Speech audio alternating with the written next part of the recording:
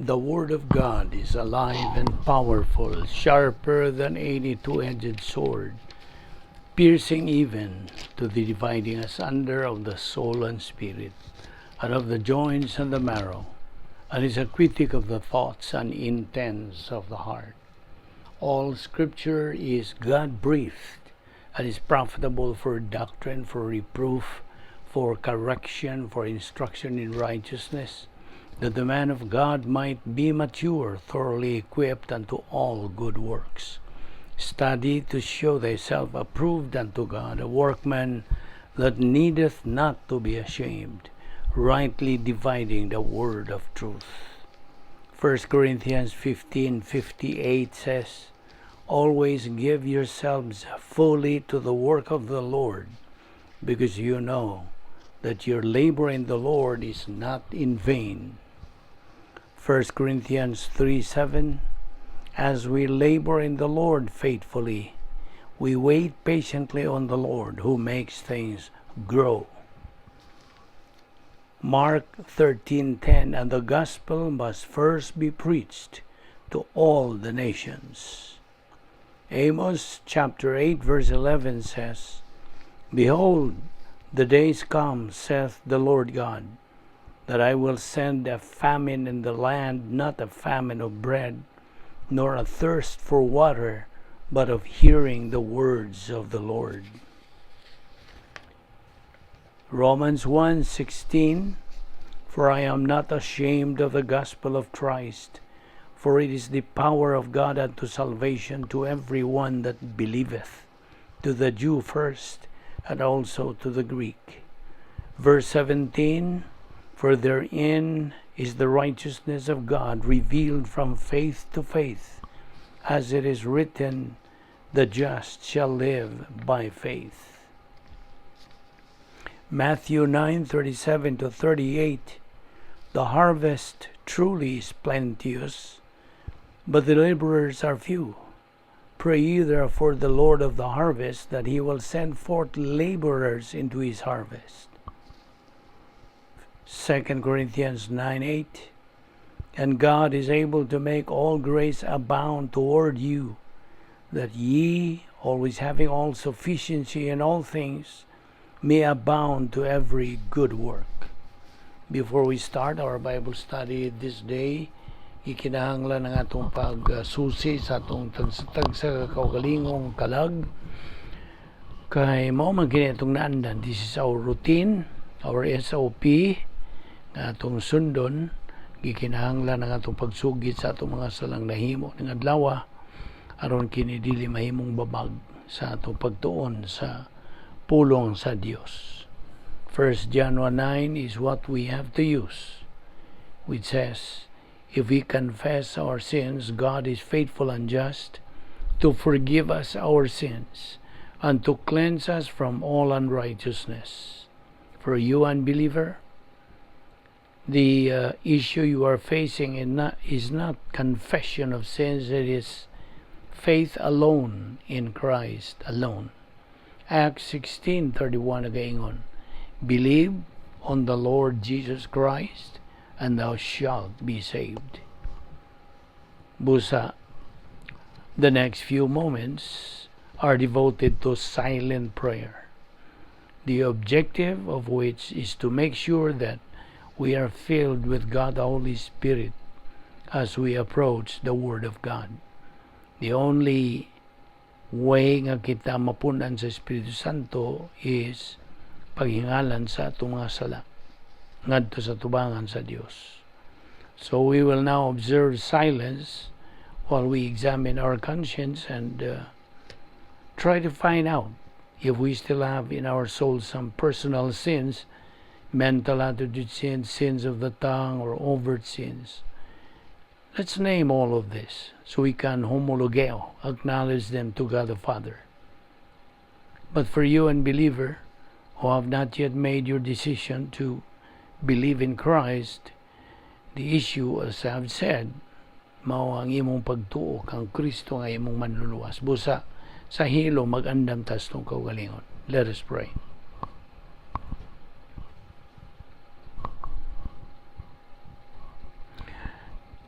Magampo ta balaan na mga Dios, nagapasalamat kami kanimo nining lain na sa mga adlaw nga imo kaming gidala dinhi aron kami makapadayon sa among tulumanon adlaw-adlaw sa pagpakaon sa among kalag.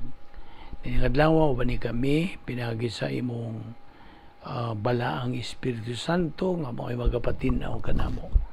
Nining mga butang nga mo pagatun-an nining adlaw. Salamat na among Bible study through the YouTube ubos sa Balbido Evangelistic Ministry. Kining tanan among gipasalamatan sa ngalan ni Kristo Jesus. Amen. Maayong adlaw sa tanan natong mga higala, ang mga subscribers ning atong ministry. Nagasunod na gyud ni adlaw-adlaw o sa atong mga igsuon diyan ni Kristo. Welcome kaninyong tanan o salamat nga nag-uban na sa kita. Okay, padayon kita sa atong paghisgot ni ining tulumanon, atong tun-anan nga giuluhan og the mark of a true believer in Christ. Okay? Ato namang gitun-an ang matuod nga mga yawi sa kalampusas kinabuhi. Walay tao ning kalibutan ang dili buot kakabot sa iyang pagka-malampusos kinabuhi.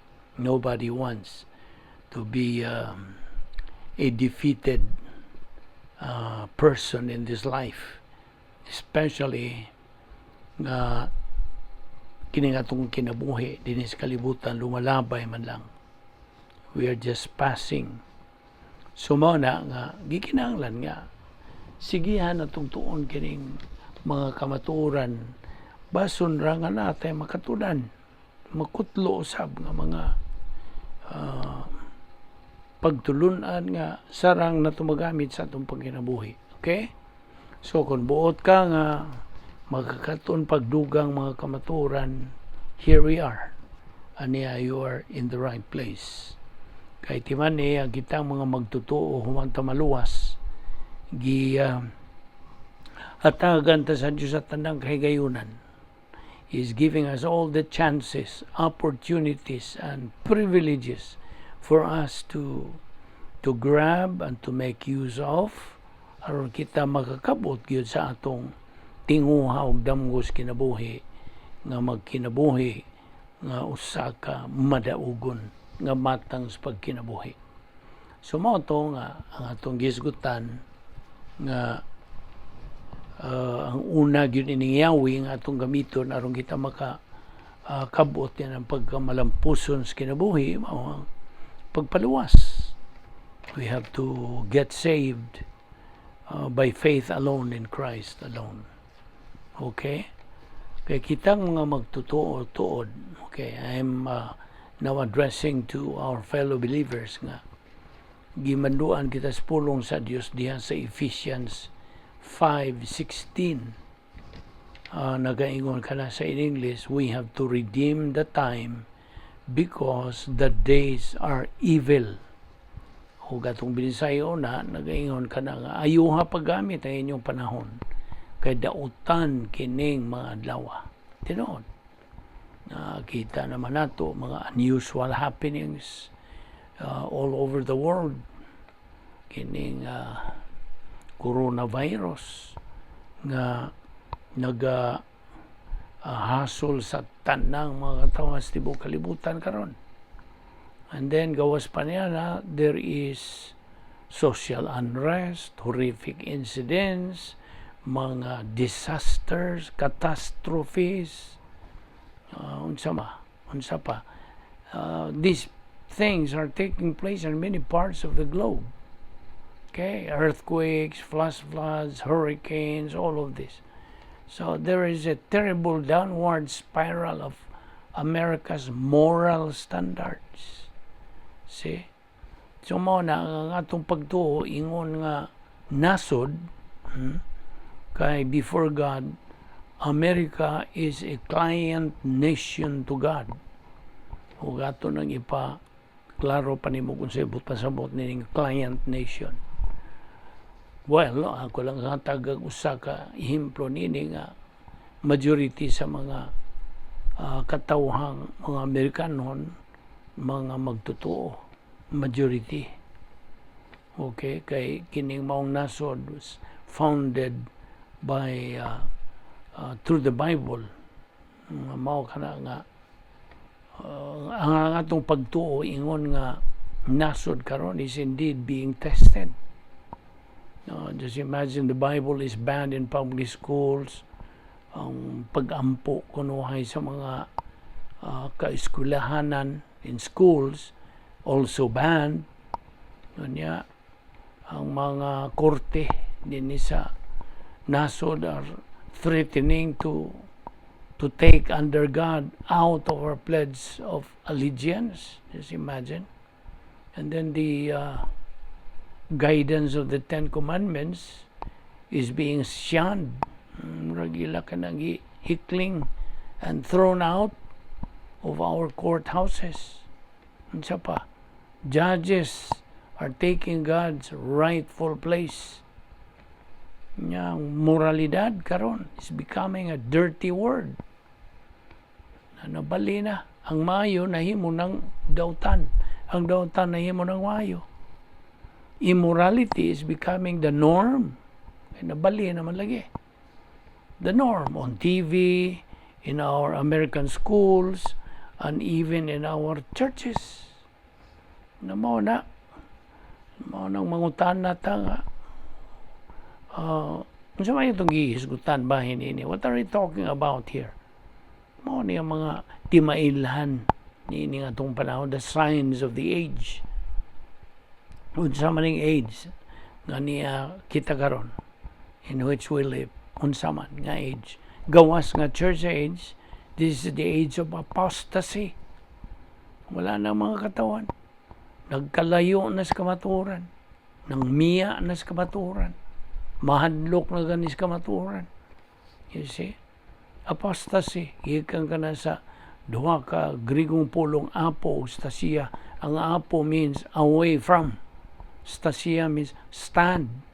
In other words, it is a stand away from the truth. Wala. Nagkalayo na yun. Hindi kayo nagkalayo. Nagmiya na yun. Di man ni katong kanang kutlo nato nga bersikulo diha sa Amos. Libro ni Amos, Kapitulo 8, versikulo 11.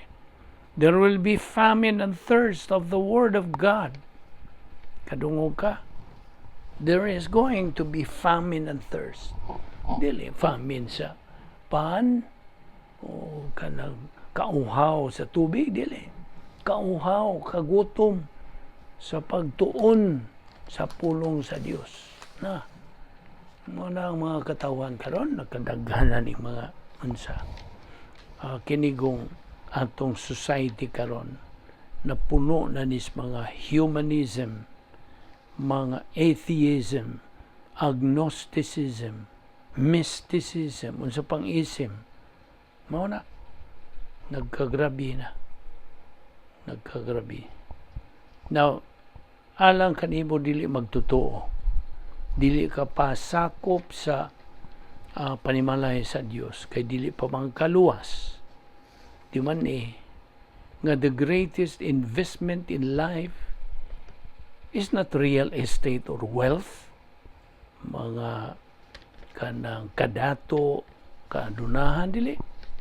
But an unbeliever's faith, pagtuo ngadto kang Ginoo Jesucristo. So akong balikon, the greatest investment a person can make in this life is to come to faith in Christ. Mo nay akong tugon kanimo dili magtotoo. Nga diha sa Juan Kapitulo 5 versikulo 28 nag-ingon kini sa in English, do not be amazed at this. For a time is coming when all who are in their graves will hear his voice. Verse 29, and come out. Those who have done good will rise to live. Kanang those who have done good, doing good diha does not mean works. but faith in Christ. Pagtuo kang Kristo. Furthermore, it means resurrection of life, meaning eternal life. Ano ibut pasabot? Yan ang versikulo 29. O niya ka nang gaingon nga, will rise to live. Those who have done evil will rise to be condemned. Apan kadtong kanang will rise to live, doing good, mo na diha faith in Christ. Apan ang doing evil will rise to be condemned. Doing evil here means rejection of Christ, resurrection of judgment on the lake of fire. Well, ato lang nang lakbitan kay just to refresh na po sa atong panumduman nga. Niya pa manguguta hisgot ining atong tunan ang iuluhan og the mark of a true believer in Christ. Okay. Kagahapon na nata sa ikaupat nga real key of success in life. Okay? Akong i-review. Ang una nini, get saved by faith in Christ. Ikaduha, grow in grace and knowledge of our Lord and Savior Jesus Christ. Number 3, prioritize God's Word. In other words, expose yourself to doctrinal Bible studies. Unya kining ikaupat karon, niatas ikaupat, organize your life around God's Word. Ang buot pasabot, ipahilo na ang imong kinabuhi. Okay? Ipatukma o ipahilo na. Yeah, I think that's the right Visayan word. Organize, ipahilo na. Tarunga ba? Ihanay. Organize your life around God's Word. So mo na nga itong gihatagan ka sa some kind of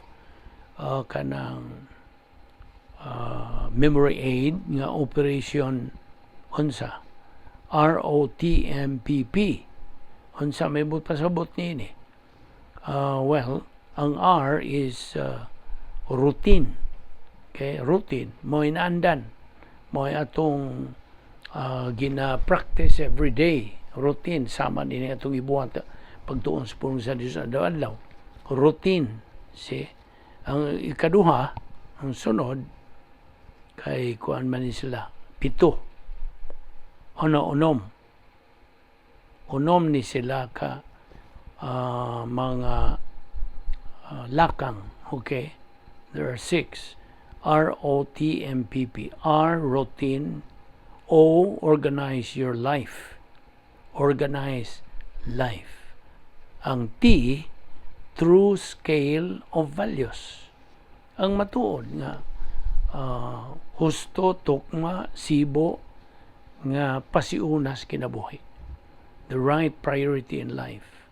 True scale of values.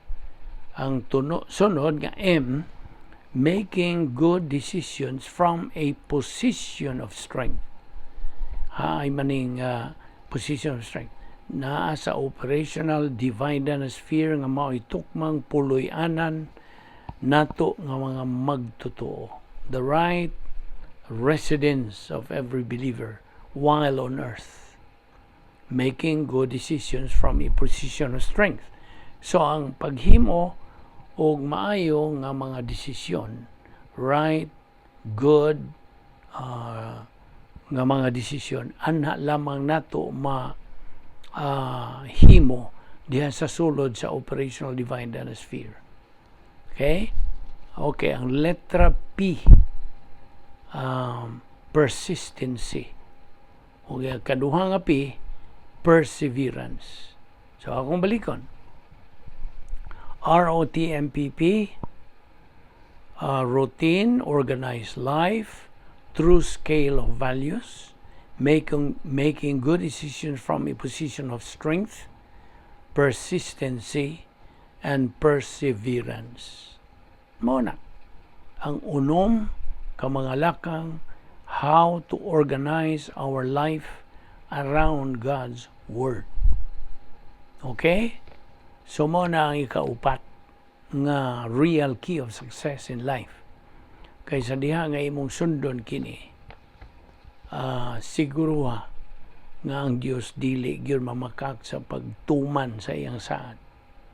Gisaran kita sa Dios nini nga once nga ato kining masunod, ana ay good corresponding result. God does not lie. Okay, mo na ikaupat.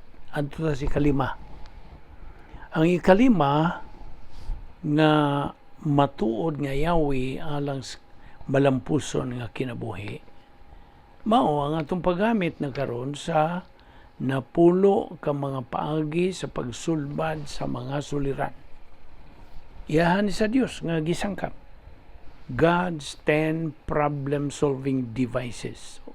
Operation RFFG DPIHPO. Naon sa naman ini mga gihatagan ato ni memory aid ato rin gihatagan ini Operation RFFG DPIHPO. Just pagkasayon nato pag recall, pag hinumdum. Okay? Unsa maning R ato ning tukbilon. R atong unahon ning letra nga R. Unsa man? Rebound. You see? Isugid ang ato mga sala nga nahimo. Sa diha nga atong isugid, unsa mo sunod? We are automatically right away filled by God the Holy Spirit. Mapunan tadayon sa Espiritu Santo. So R, rebound. F, filled by the Holy Spirit. Sunod nga F, unsa? Faith rest drill. Faith rest. Sumusod na kita sa kanang matang sa panginabuhi nga diin ana ay pagtuo nga nagdala og pahulay. Kasabot ka? So mo na faith rest drill. Sunod, letra nga G. G, unsa naman grace orientation. Grace. Nga kita maumol gyud, maanad gyud sa atong pagkinabuhi, ginamit ang pulong sa Dios, ginamit ang grasya sa Dios. Mo ni grace orientation. Okay, letra D, doctrinal orientation. Nga kita ma-oriented, maumol, maagak sa pinagi sa doktrina, pulong sa Dios.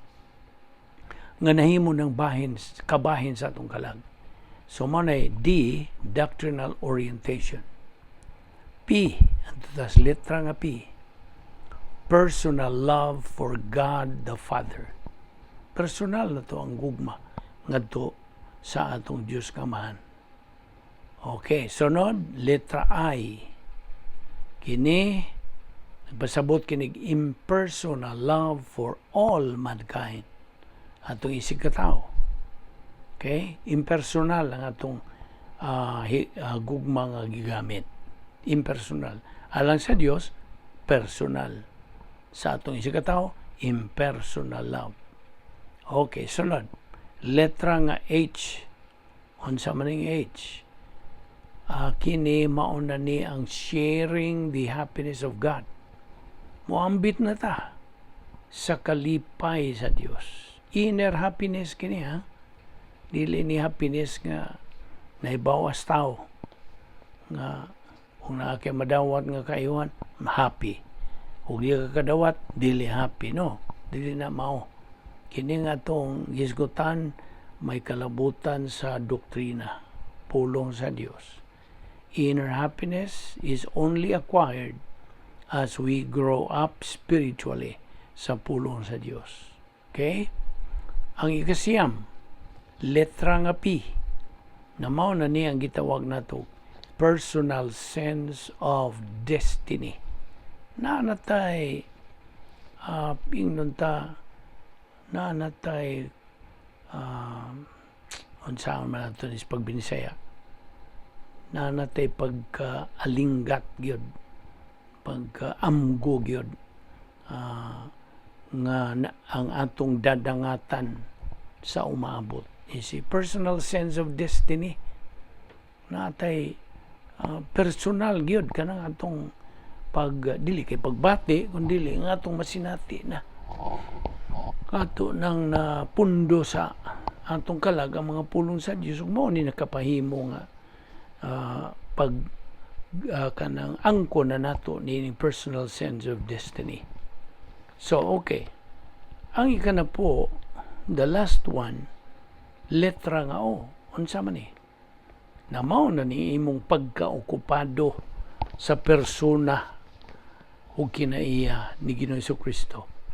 Occupation with the person and character of our Lord Jesus Christ. Okay?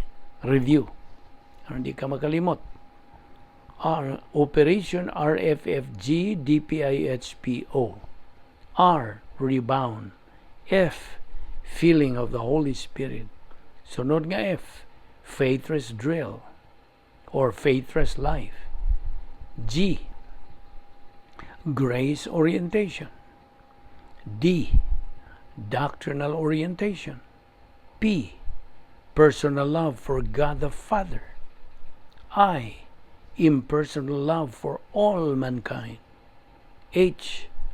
Inner happiness or sharing the happiness of God. P. Personal sense of destiny. O. Occupation with the Lord Jesus Christ. Mao ni ang napulo ka mga paagi sa pagsulbad sa mga suliran. Ipagamit ni sa Dios oy, dili mahimo nga imo laning ipalabay o di nimo kanang panumbalingon, di nimo tagdon kay kini ang giingon nato real key of success in life as a believer. Now this refers to believers nga nagapadayon na gyud sa ilang spiritual momentum. You see? So ayaw na ni kalimti ha.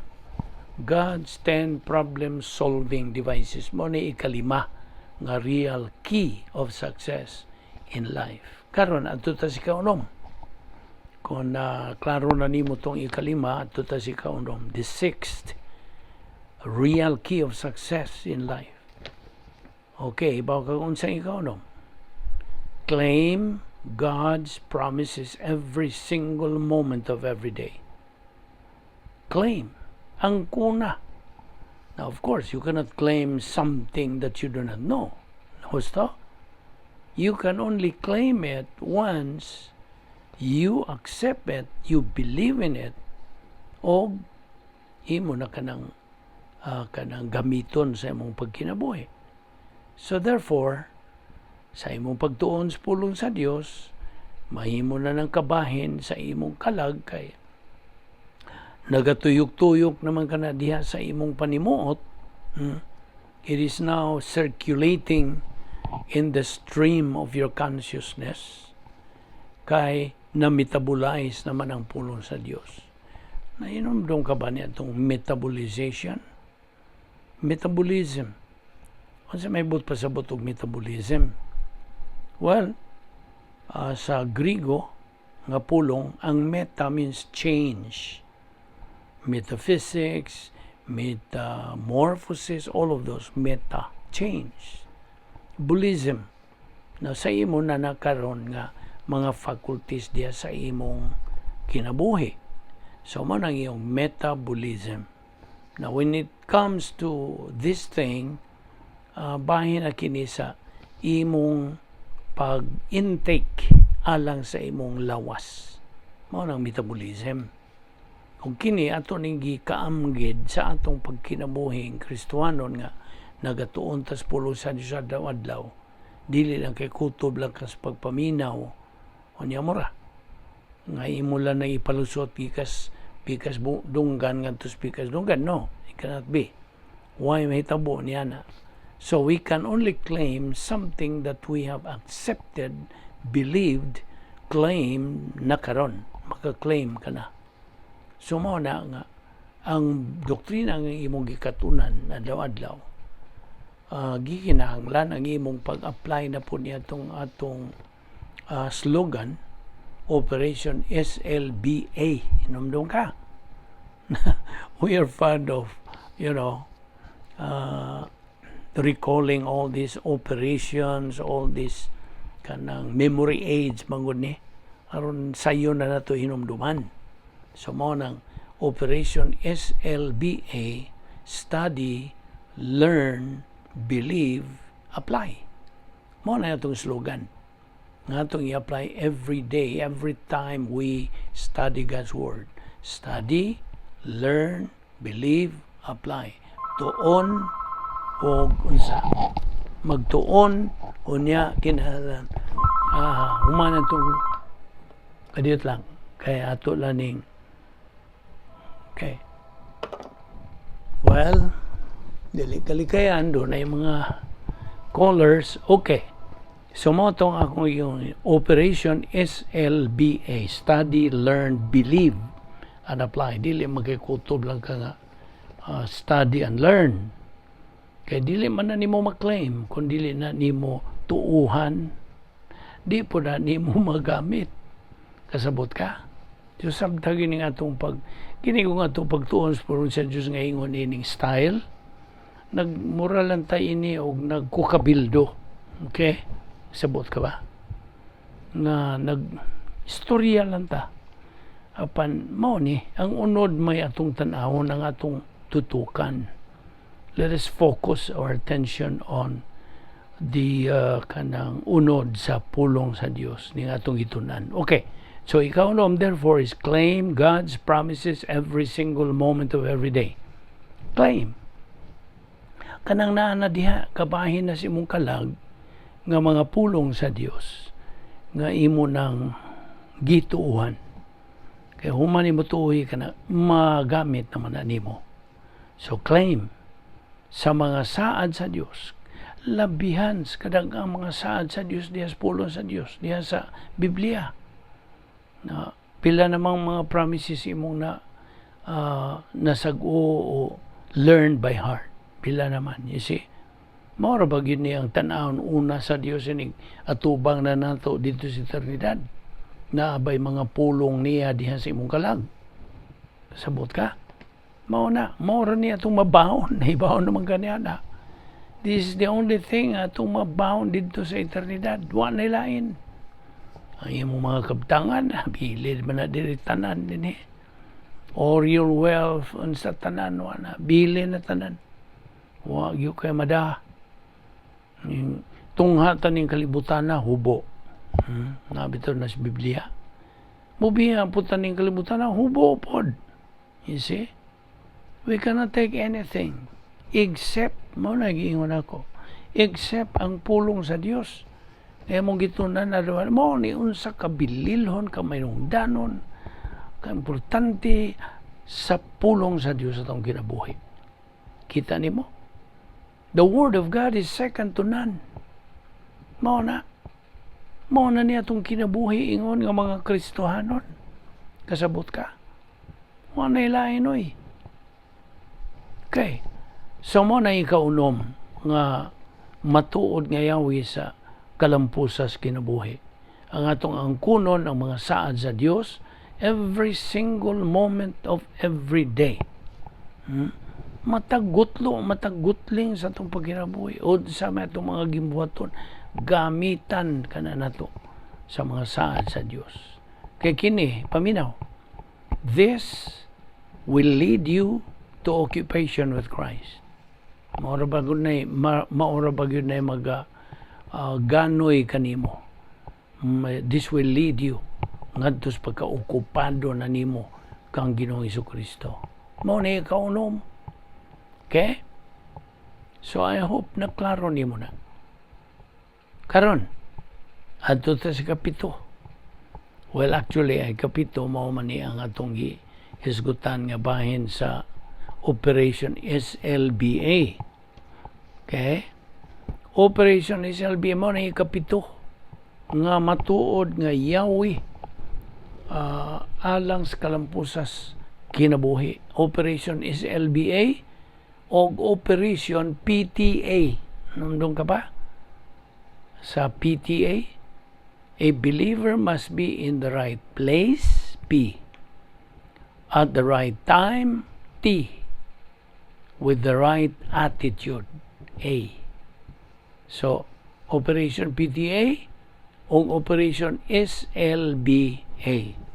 Mao ni ang ikapito nga matuod nga Yahweh alang sa kalampusan sa kinabuhi. You will surely be a success in your life kung imong gamiton kini. Karon adto ta si kawalo. Okay? Ang ikawalo na gingon, your station in life is your full-time Christian service. Unsa ibot pasabot? Unsa may imo karong occupation, trabaho, kanang karira, ang imong niche in life, your station in life. Mao ka na ang imong full-time Christian service.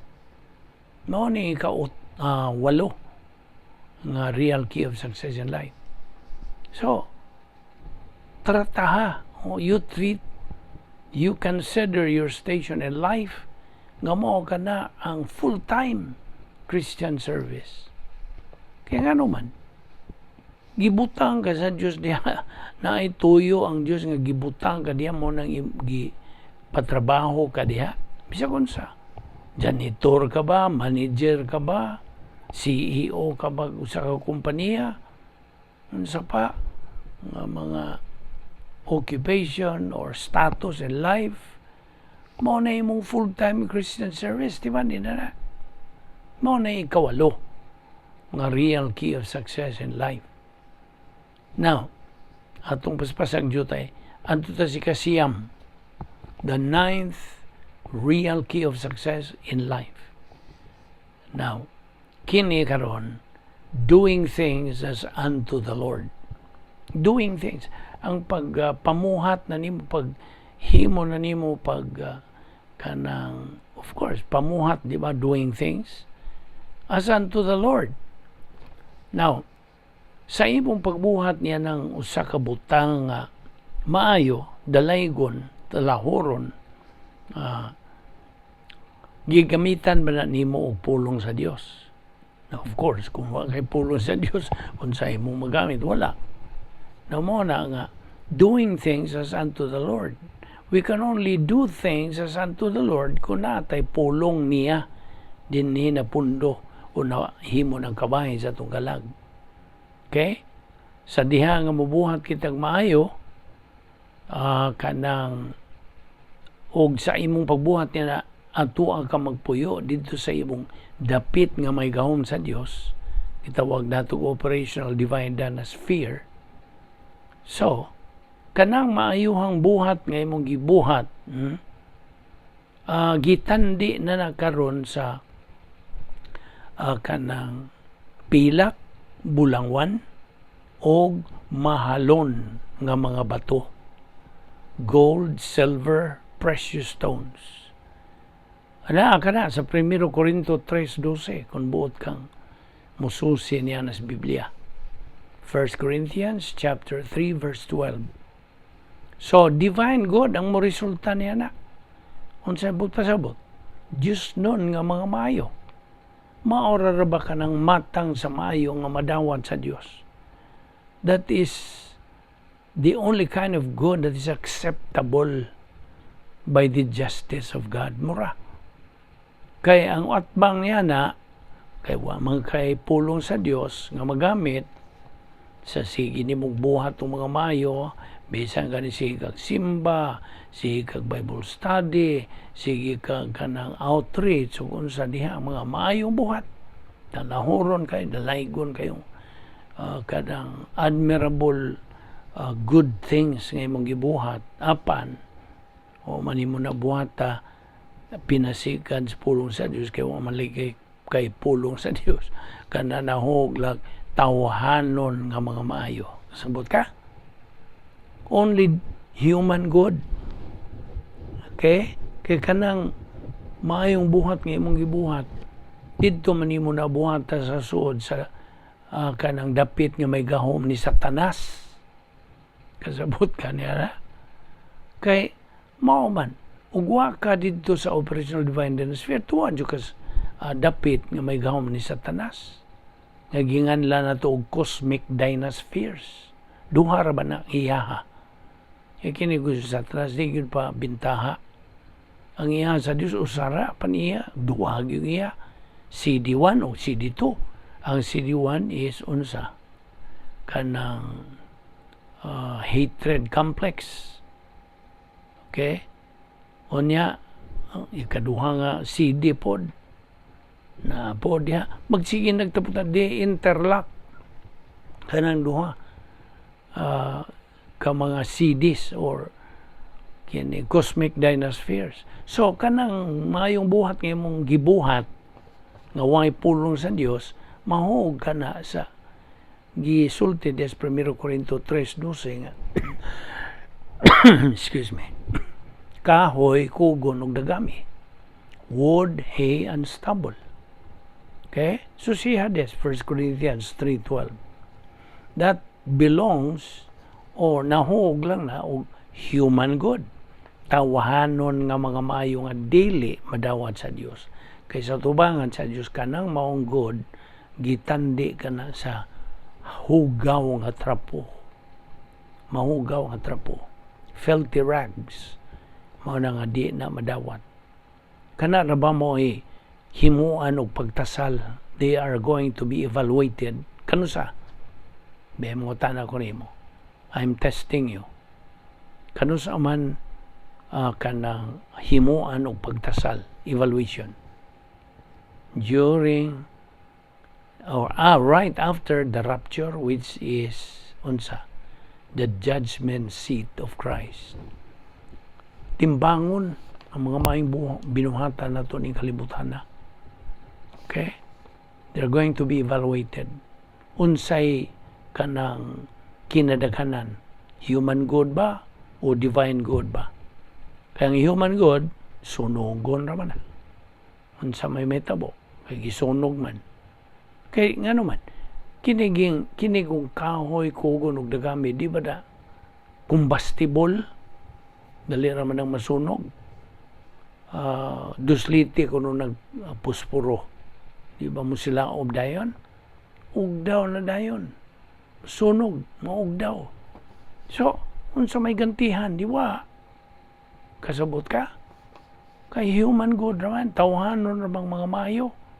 Apan kadtong divine good, mga Diyos nun nga mga mayong binuhatan, gitandi og pilak, bulawan, og kanang mahalon nga mga bato.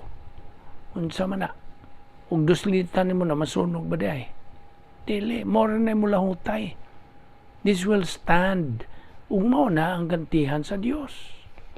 Sabot? So mo ka na.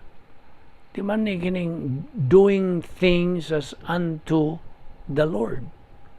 Hindi mahimong magsigil ang kaniyang buhat niyang maayo. Gadahom ka kana madawat sa Dios. You see, the Christian life is not a joke lagi ako kang giingnan. Mo na klaruhay ta dinhi. Mo ning panahon na nga magsusi na gyud ta. Magmalinggaton na kita. We have to be discerning. O kining discernment. Sa man nimo na pag-angkon. Huwag kay pagtuon sa pulong sa Dios. Huwag hapon. Discernment is a virtue. Nga ikaw makalinggat unsay husto, unsay dili. You see? Of course, ma-develop na diyan sa atong tanlag, sa atong conscience. Na unsa man to pag-develop niya na kung watay pulong sa Dios nga napundo diha. Sabtag na. Mao ni ang atong gihatagan kini gibugaton kay mahinungdanon kini pagayo. Sa atong panahon nga nangandam kita alang sa eternidad. Dili duwa-duwa ni oy. So mao ni din nilang una kita kutob karon atong ipadayon adto ta si kanapo na nga atong pagaisgutan kay labihan naghanapan ini atong pagatunan.